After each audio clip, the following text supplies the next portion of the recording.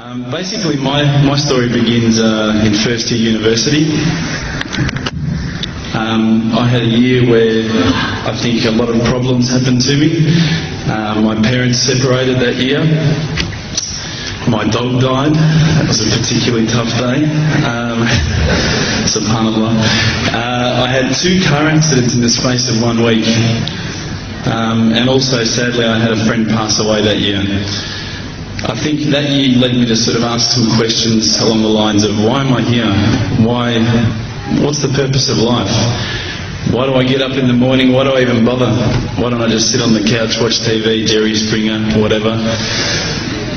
And I think I started to ask questions about, the purpose of life, and that led me to start to do a bit of a holy quest. Naturally, as an Aussie, the first thing I did was investigate Christianity. I had a few Christian friends, and I remember going to a church camp. It was one of the funniest camps I've ever been to in my life. Everybody was singing. I didn't know what the words were. I didn't know what they were saying. It sounded great. They had beautiful voices, but it just seemed really strange. And everybody was telling me how much God loved me, and I was thinking, God loves me? My dog died. SubhanAllah. So I kept on investigating Christianity, and I went to a whole lot of, different aspects of Christianity. So we're talking about Catholicism, we're talking about Anglican, Baptist, priests, pastors. And every time I'd go there and ask questions, I'd find that they wouldn't pick up the Bible and start to say, oh, this is the answer, my dear brother. They would just start answering me. They would just answer from their own opinions. And I started to realise that there was a lot of interpretations of Christianity, and a lot of people had their own interpretations, and one priest from one church was believing one particular aspect of Christianity whilst another was proclaiming another. So I started to think to myself, the Bible is one text, but there seems to be so many different interpretations, and it was confusing. At the time, while I was in first year university, I was also working in a service station, one of my part-time jobs. And one of my colleagues was a Hindu, was an Indian Hindu. And we'd regularly change shift, and at that time I was very inquisitive, and I'd say to him, dude, what's the deal with the elephant head guy? What's the deal with that, Why has that guy got an elephant head? And he's going, oh, that's Ganesha, this. I said, but couldn't you have chosen like a lion's head or something a bit better? We'd have, these really deep theological debates while people were buying petrol. And I'd be saying, yeah, but why, bro, $5 of gas? Thanks, mate, no problems. And again, I found that was very hard to stomach. So I sort of investigated a little bit further. I had a good friend of mine was a Mormon, and I found that this religion actually appealed to me the most out of all of the Christian religions, the Church of Latter-day Saints. They were quite strict. They don't drink alcohol. They don't drink caffeine, so unfortunately Coke's out, guys, because I know Lebos love Coke. But again, there was that leap of faith I felt that I had to make to embrace this religion. And I found that, I wasn't just into making a leap of faith, I wanted proof. I also investigated Judaism, would you believe? And my original name before Abu Bakr is Reuben. So if you've probably seen all the movies, you've seen Reubenstein. At the end, they probably thought I was Jewish, so they thought, oh, this guy's one of us. But again, I just didn't find what I was looking for. Lastly, I probably looked into Buddhism, and I found that this was probably the religion that I was going to choose. I thought, look, this is great. There's so much. People at peace here. They seem to be really switched on, and they seem to be living one with the world, and that's what really appealed to me. But the more and more I looked into it, I guess I realised that it wasn't a religion of God. It was just a nice way to live. One of my friends, one of my close friends, who's a Christian, would you believe, said, tell me the religions that you've investigated. So I went through them. I said, Judaism, Christianity, Catholicism, Buddhism, Hinduism, He goes, what about Islam? Islam? I go, they're terrorists. I'm not going to investigate that religion. They're crazy. Why would I even look at that religion? But lo and behold, I found myself walking into a mosque one day. This was my eternal quest. So I walked straight in, shoes on, straight across the prayer rug. There was a brother praying. I walked straight in front of him. As he went to go into sujood, I almost stepped on his head. Subhanallah, I didn't have any clue what I was doing. I looked over and I saw this brother. You probably know this guy. This is Abu Hamza. He's come here and he's lectured a few times. Subhanallah, I call him Abu Da'an because he's got a very large beard, mashallah. He came walking out towards me and I thought, today I'm about to die.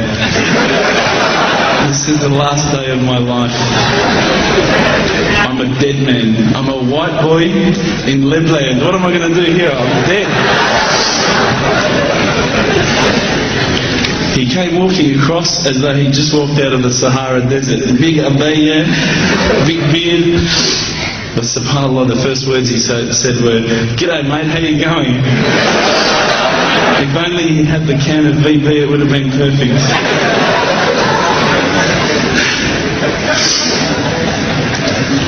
SubhanAllah, I was very taken aback by his welcoming nature. As Aussies, I guess now, I don't want to offend any Australians here, but my upbringing is from a country upbringing. My parents raised me as an atheist. They were raised as Christians. They were dragged along to church every Sunday, and they hated every minute of it. So as soon as we were born, they drummed it into our heads that when you die, you're worm food. That's it. There's no afterlife. There's no God. It's all rubbish. So I was raised as an atheist. So when I walked across and I saw Abu Hamza and he was talking to me in a very polite fashion, which I was very thankful for because I was sure I'd seen him on the 5 o'clock news hijacking a plane the day before. Now, Aussies are hospitable, don't get me wrong, but those are the most hospitable people I've ever come across. And as the brother Hamza was saying, these brothers are making me cups of tea, and I honestly needed to keep going to the toilet every 5 minutes. They just kept putting tea in front of me, biscuits. I'd never seen anything like it. And I think to some degree I kept coming back for the biscuits, but also for the religion.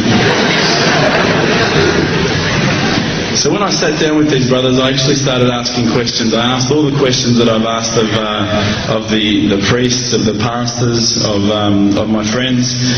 And subhanAllah, the thing that really struck me is that every time I asked the question, they wouldn't just answer. They would pick up a Quran and they would say, "Read this, bro, read this." And there was the answer, every single time. And I would ask another question, you know, the hard questions, not the easy questions. Why do women have to wear the scarf? Why the hijab? How come I can have 4 wives and she can't have 4 husbands? You know, I wanted to know all the tough questions, which is the first questions I guess you ask when you come across Islam. But lo and behold, they kept on answering the questions with the Quran, not from their own opinion. And I got frustrated with this. And I actually said to one of the brothers, because by this stage I think I'd been going there for about a couple of weeks, there was always a few brothers there when I went. And I said to one of the brothers, I said, "You know, what's your opinion on the matter? Why won't you give me your opinion?" And one of the brothers turned to me one day and said, "How can I have an opinion when this is the word of God?" SubhanAllah, I remember that really hit me. So I asked them if I could take a Quran home, and I didn't say I was going to use it to chalk up the couch or anything like that. I said I was going to respect the book, so I took it home, I started reading it. What I found was, while reading it, it wasn't as though I was reading a story, it was as though I was reading someone commanding me, you know, someone giving me guidance. And one night I decided to really try and get the spiritual mood happening, and I'm sure probably some of you have heard this story before, so I apologise. I'd lit a candle, I had the window open, I had the curtains drawn, you know, I was trying to get that really spiritual feeling. It was a nice summer night in Melbourne, as summer as it can get in Melbourne, and I was sitting there thinking, this is it, you know, this is the night. I'd been, you know, investigating all the spiritual proofs, all the scientific proofs about the fact that the mountains are the pegs, about, you know, how the embryo develops inside, you know, the woman, all these amazing proofs, but I still needed that little push. It's like I was on the edge of a cliff, I was ready to jump, I just needed a push. So I was sitting there, it was very quiet. I was reading Quran, I stopped.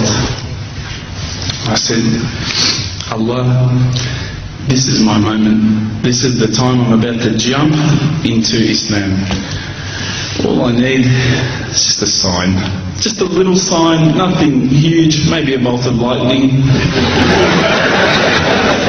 You know, maybe half the house could fall down or something, you know, just small. Small for you, man. You created the earth, come on. So I sat there, I was waiting for the candle to start gliding up to 4 meters high like in the movies. And I go, okay, go. And subhanAllah, nothing, absolutely nothing happened. I was really disappointed, to be honest. So I sat there and I said, Allah, this is your chance. I'm here. I'm not going nowhere. I'll give you another chance. Okay, maybe you're busy. You know, I know it's daytime over the other side of the world. There's a whole lot of stuff going on. Maybe this time it could just be like a car backfiring. You know, something small. All right, half the house, the candle. Let's forget that.